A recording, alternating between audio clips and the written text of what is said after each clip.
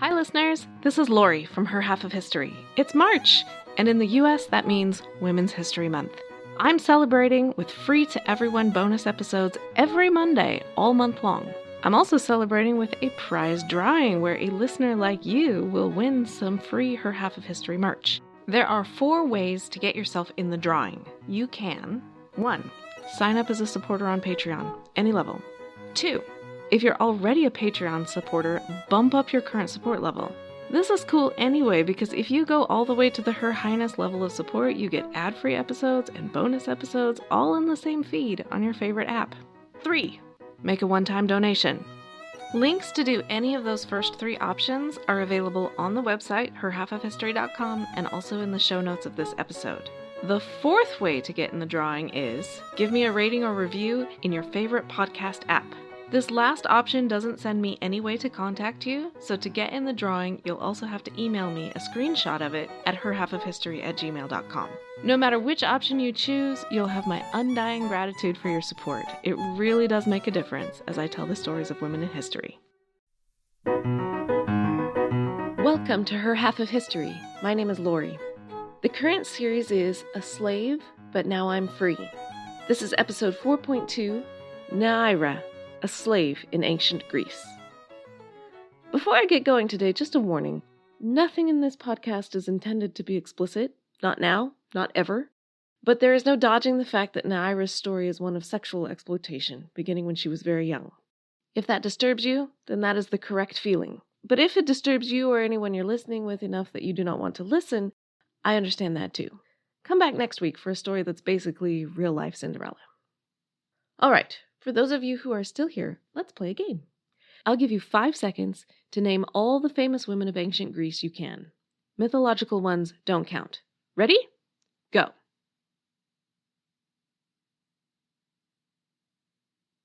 Okay, how'd you do? Maybe you came up with Sappho the poet? Maybe a handful of others if you're really good, but not a lot. We know next to nothing about ancient Greek women. Athens had great architecture, great art, great philosophy, terrible women's rights. Even by the low standards of history, Athens is bad. The legal term for wife was damar, which means to subdue or to tame.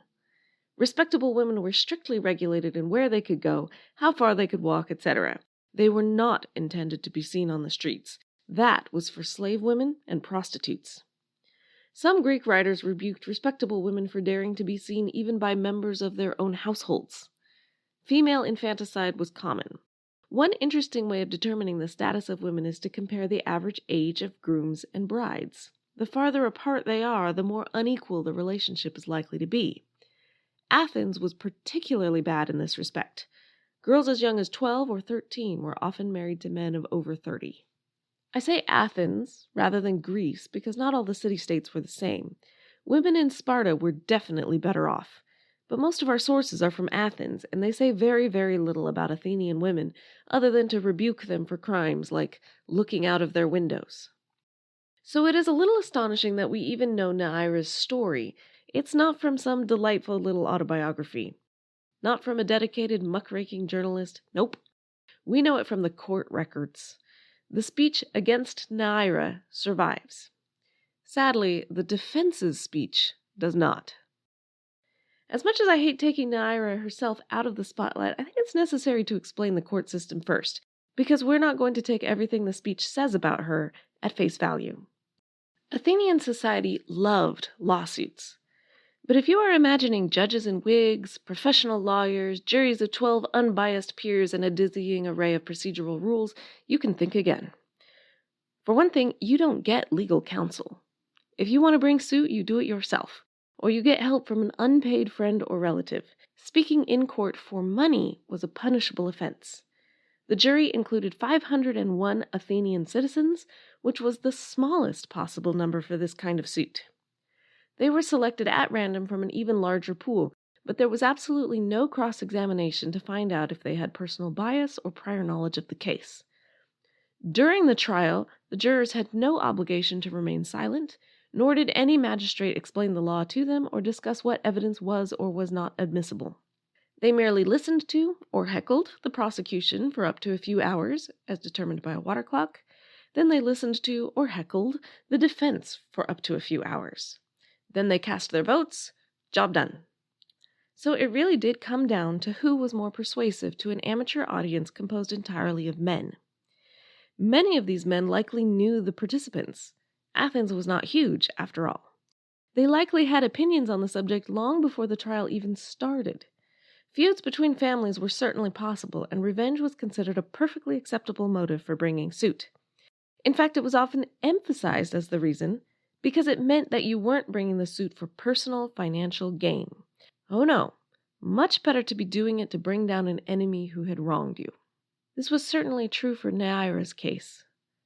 The speech is called against Neaira, but she herself is incidental to the prosecution's real motives. At the time of the trial, she was living as a free woman with one Stephanos, citizen of Athens. Stephanos had brought another orator named Apollodorus to court in 348 BCE, claiming that one of the policies he had sponsored had been contrary to law. Apollodorus was fined a hefty sum. In about 346 BCE, Stephanos accused Apollodorus of murdering a slave woman. He was not successful in that case. There was some dispute about whether the whole claim was fabricated. But either way, Apollodorus felt himself seriously harassed, and his response was in kind. Somewhere between 343 and 340 BCE, he brought a case of his own, accusing Neaira and Stephanos of living in an illegal marriage. Marrying a foreigner was forbidden, and by foreigner, we mean anyone not from Athens. To prove his case, Apollodorus wrote a speech of over 100 sections to argue first that Neaira was a disreputable woman from Corinth, and second that she and Stephanos were married. This is the speech that survives as virtually our only source on her life. Stephanos' defense speech does not survive, nor does a single word of Neaira's, whether to protest her innocence or even to admit her guilt. This was a patriarchal society, and Neaira, a woman in her 50s or 60s, would have been present in the court to sit in silence as the two men dragged every last painful detail of her difficult life into public view. So imagine what your biography would sound like if it were written by someone whose only goal was to discredit your closest family member. Stephanos was the real target. Neaira herself was just a handy weak point, and we'll keep that in mind as we go through her biography, because there is no reason to simply accept all of Apollodorus' assertions at face value. He had a blatant motive for slander. And now, finally, at 1,200 words in, we are getting to our heroine. Neaira must have been born somewhere in the neighborhood of 400 BCE. Where? We don't know. She may have been a foundling, a baby girl abandoned by parents who couldn't afford to keep her. She may have been sold by those parents, or she may have been kidnapped. All we know is that Neaira of Corinth bought her while she was still a small child. Neaira was a former slave herself, but by then she was a free and successful businesswoman. Her business was running a brothel, and Corinth was a good place to do it. Corinth lies on an isthmus, crossroads of travel in Greece, and it was famous for its prostitutes. Neaira was said to have a good eye for recognizing future beauty in a child, and Neaira was not the only girl she purchased. Once in her care, she trained them carefully, for hers was no low-class establishment. If you've read or seen Gone with the Wind, think Belle Watlin. Or perhaps you've read Memoirs of a Geisha for the Japanese version. Neaira's girls were trained in music, conversation, and other arts. Their relationships were often long-term, though not exclusive, and they commanded a very large price. Of course, most of that price didn't go to Neaira. It went to her owner, Neaira. According to Apollodorus, Neaira was bringing money into the establishment before she reached puberty. On the other side of that transaction were the men, of course. Prostitution was completely legal, accepted, and taxed, so there was no problem there. The more respectable women, which meant the wives, daughters, and sisters of respectable men, were completely unavailable, often not even seen by men outside their own household. This is important because Apollodorus points out that Neaira visited Athens twice in this time period, always in the company of men, and that she dined and drank with them in public. Going out to dinner might not seem like such an unusual thing to you, but in ancient Greece, nice women didn't do that. Men might enjoy an entertaining woman's company for the evening, but the woman herself received no respect. Another sign of this disrespect is the fact that we even know Neaira's name. When respectable women appear in the court records, they are referred to as so-and-so's sister or the wife of so-and-so. Apollodorus hammers us repeatedly with Neaira's name from the beginning to the end of his speech. Great for historians, we like names, but in the context, it is just another way of saying this woman is trash, and she doesn't deserve to be treated as more. This episode is brought to you by Nordstrom. Spring calls for a wardrobe refresh, and Nordstrom has the best styles of the season. From dresses and denim to standout tops and accessories, find the trends and essentials that feel right for you. Discover new arrivals from brands you love like Wave, Princess Polly, Mango, Adidas, and Free People. Plus, free shipping and returns and free styling appointments make everything so easy. Shop in stores at Nordstrom.com or download the Nordstrom app. I'm Ken Harbaugh, host of Burn the Boats from Evergreen Podcasts. I interview political leaders and influencers, folks like award-winning journalist Soledad O'Brien and conservative columnist Bill Kristol about the choices they confront when failure is not an option. I won't agree with everyone I talk to, but I respect anyone who believes in something enough to risk everything for it. Because history belongs to those willing to burn the boats. Episodes are out every other week wherever you get your podcasts. Nicaretti could not expect Neaira or any of her girls to be profitable forever. So her standard practice was to sell the girls when they peaked, so as to maximize her profit. We don't have a year or an age, but the guess is that she would have been in her early 20s. Two of her customers, Timanoridas and Eucrates, went in together on the purchase. Together they paid Nicaretti 3,000 drachmas for the privilege of taking Neaira off her hands. For Nicaretti, it was a profitable deal. An average slave working in Demosthenes' sword factory cost between 300 and 600 drachmas. Neaira was extremely valuable. For Timanoridas and Eucrates, it saved money.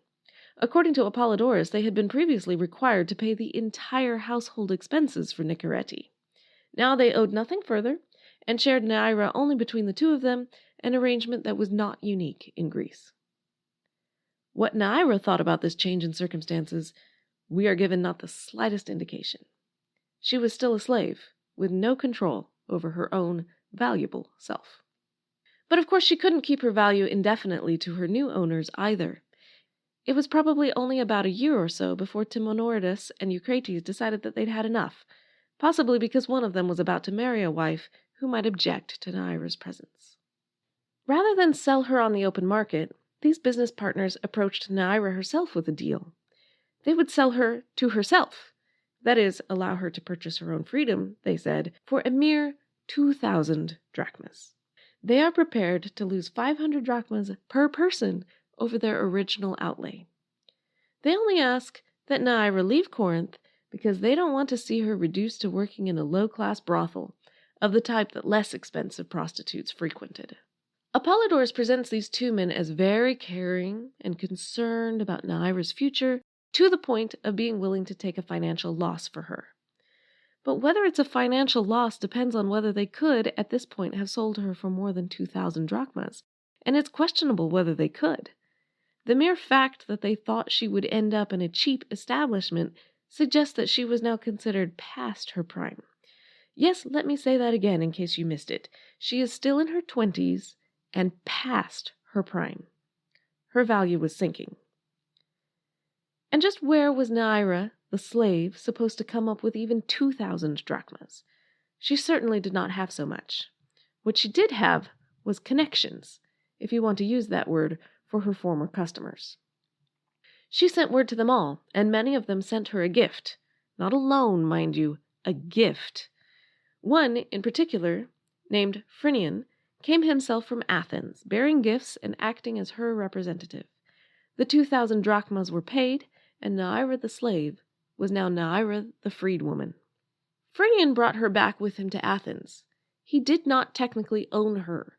By law she had purchased herself, but certainly they both may have felt that she owed him something. Unfortunately, Phrynion was a disgusting person, even according to Apollodorus, who had no interest in generating sympathy for Neaira. He was an extravagant drunk who mistreated her in multiple ways. Neaira soon packed up and left. she moved to Megara, where she spent 2 years working in the only trade she knew. But times were hard. Greece was at war and money was tight. Athens was better off, but she could not go back there because of Phrynion. He had no legal hold over her as a master, but he could, and later did, claim that she had taken some of his property with her when she fled Athens. To go back she would need protection, and protection presented itself in the form of Stephanos, an Athenian citizen. He came and stayed with her for a while in Megara, and eventually agreed to bring her back to Athens to live in his own house. It is hard to know whose idea this was originally, but we do know this. Neaira did not have to come. She was free now. So if she came to Stephanos, it can only be because she chose him. And this is where Apollodorus throws us a curveball, because all of a sudden, as if by magic, there are 3 children involved. 2 boys and a girl, all coming to live with Stephanos in Athens. Where did they come from? Obviously, Neaira could have been pregnant many times over to many different fathers at this point, but it seems unlikely that Nicorete would not have had a procedure for that eventuality. It was hardly to her financial advantage for her girls to jeopardize their looks by being pregnant and their lives by giving birth. Even if contraception and abortion techniques failed, it seems unlikely that she would have kept and supported the children who could do nothing for her for many years. Exposing infants was widely practiced in ancient Greece. The same argument can be made for any of the men that Neaira had subsequently lived with. This question is the crux of Apollodorus's argument, because nothing Neaira and Stephanos have done up to this point is illegal. He has no grounds against them except this. According to him, Neaira and Stephanos married.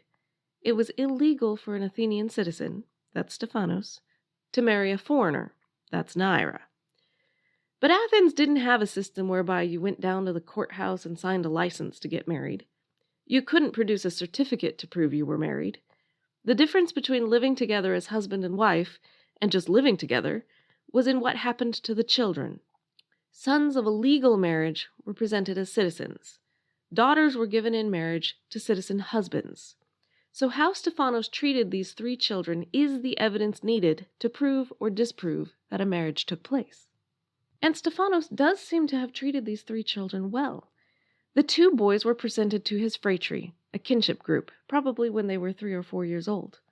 When they turned 18, he had their names inscribed on the population register, all very proper for Athenian citizens. The daughter, Phano, was married to citizens not once but twice after the first marriage didn't work out. Dowries were paid.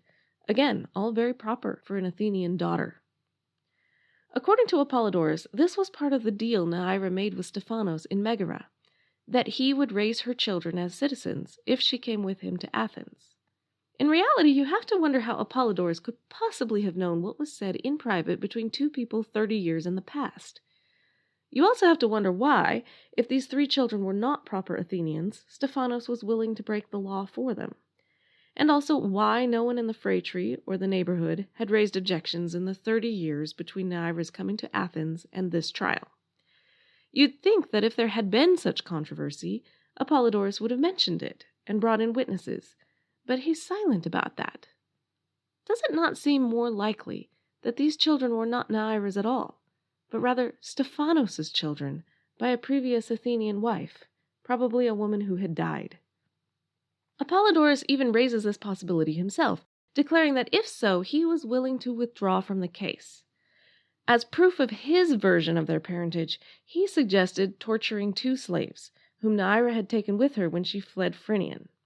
They would know, he said, the real facts behind these children, and of course, the truth would come out from torture.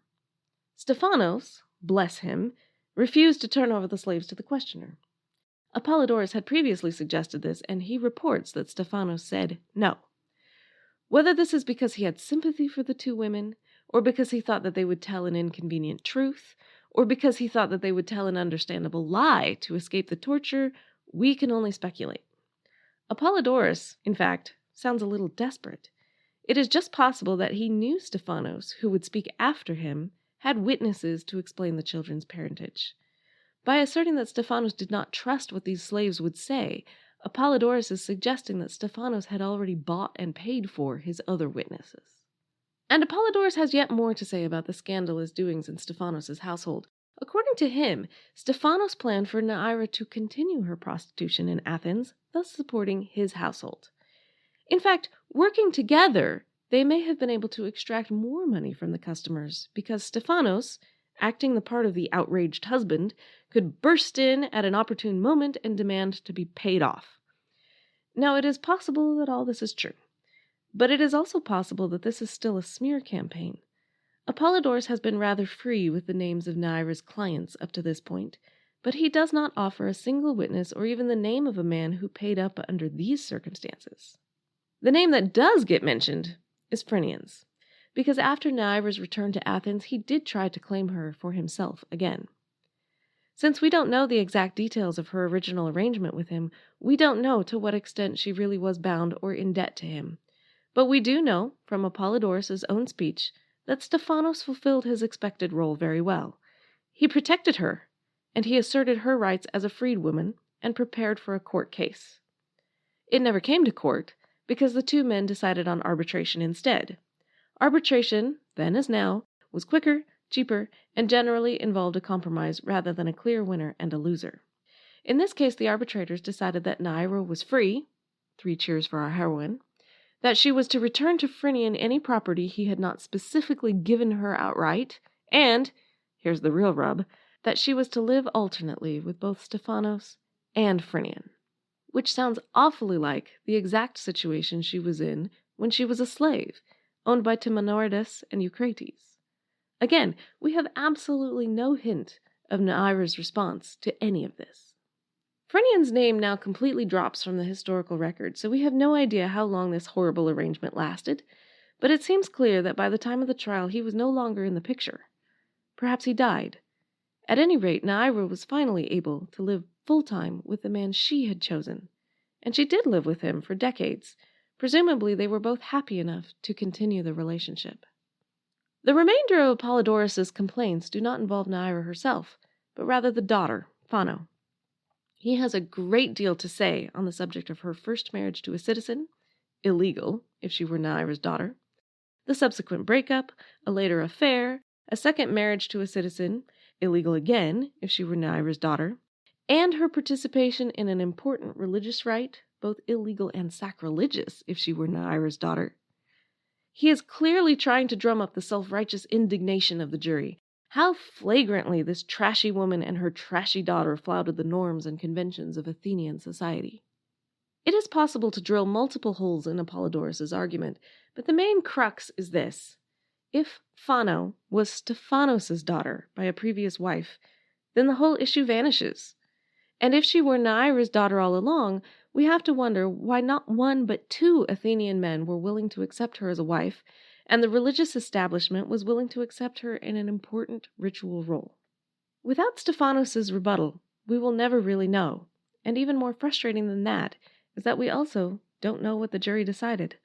The speech ends, and we are left hanging. We can only hope that after living this life and sitting silently in court through this long accusation, Neaira was allowed to return to her home, her freedom, and the closest thing to a stable family she had ever known.